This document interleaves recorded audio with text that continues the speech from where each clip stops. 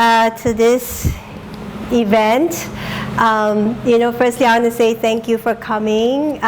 Thank you to all of my patients, people who can be here and people who cannot be here, who wants to be here tonight.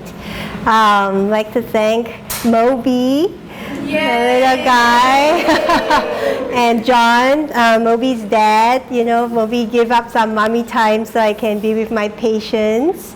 Well, but Moby's been very, very good as well, my inspiration. So, and John for being such a reliable co-parent. Thank you, John, and my family. So, yeah, welcome.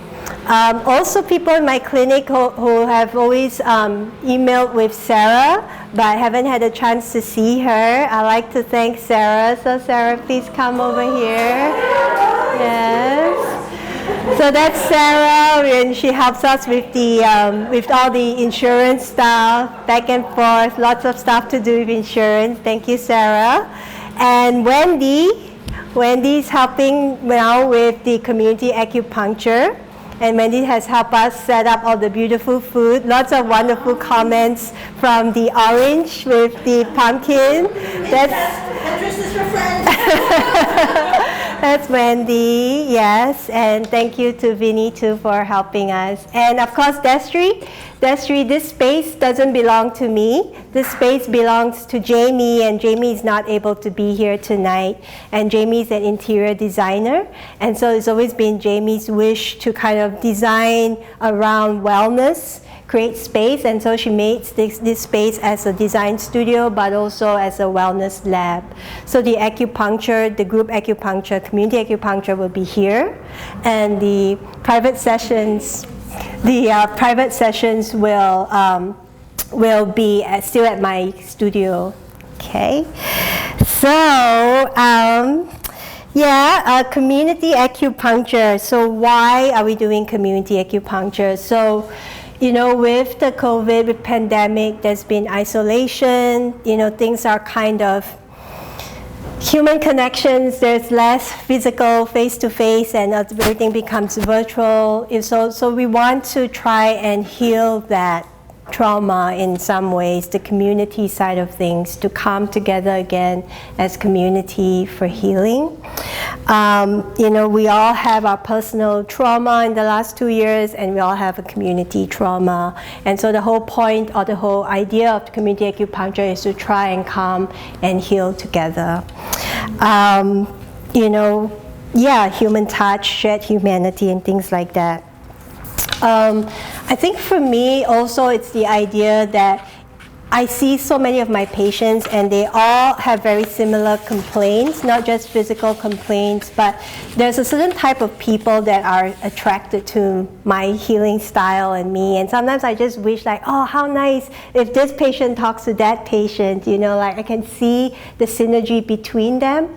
But every time when they come, it's just one-on-one. And so the idea of community acupuncture as well is to give a chance for people to mingle and people to bring in their community, with a partner and things like that. And so we grow our community that way. Just to kind of come in, there'll be a program for the next 6 months. The community acupuncture is once a month, and it's meant to complement your private sessions. And then it will also you can come once a month, or you can just do community acupuncture as well. But the community acupuncture is kind of different from the private sessions because you don't quite get cupping.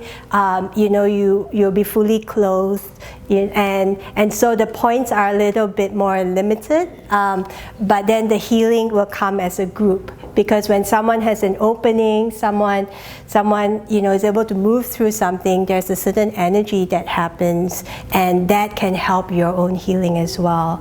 Also, because there'll be a program for the next 6 months, there'll be education that kind of weaves into that. So we're going into fall, into night, so we want to come and gather around a flame and kind of feel that group heart together. So those are the intentions around community acupuncture, and to kind of the sum be more than of its parts as well. So there'll be minimal talking, there'll be intake. People will come in between 5:30 to 8:30. Yes? Yeah. I think that's kind of about it, about what what I have to say. It's pretty short. Thank you for coming again, and I'll just now open the floor up for any Q&A, first around community acupuncture, but then also you can ask me any other questions about healing or acupuncture or anything like that. So, did anybody have any questions? Yeah. Yes, Keith? Thank you. I think it's very interesting that you said that opening for one person to having a healing is opening for the group. I find that powerful and interesting. Can you elaborate? Yeah, well, in Chinese medicine, we believe that we're not just our physical body, and our energetic body is beyond just our physical body. So we work with qi, we work with the meridians, we work with releasing blockages during a treatment, and that is not just confined to our physical body, confined into a space that we're all physically sharing. And so it's just energy movement. It's kind of like if you're in a forest and there's a wind that blows through, and one tree would feel it, but the other trees would also feel that qi that moves. So I think that's a possibility for community acupuncture, especially when Chinese medicine is the medicine of the heart, and so the heart is the emperor.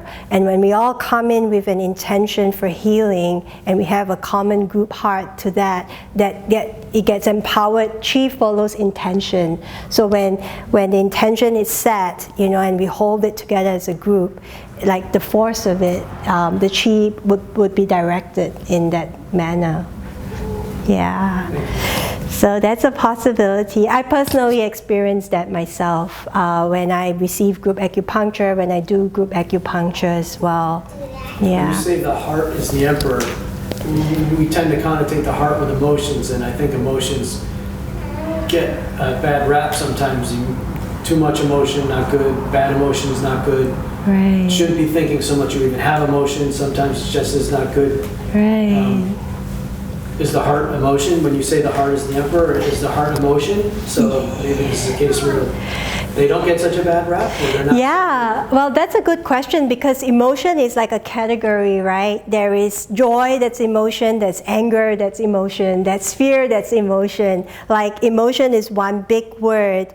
And so in Chinese medicine, we actually look at emotions through the different organ networks. So like, for example, fear is associated with the kidney, whereas anger is associated with the liver. Joy is associated with the heart. But anything that's excessive joy or excessive laughter actually harms the heart.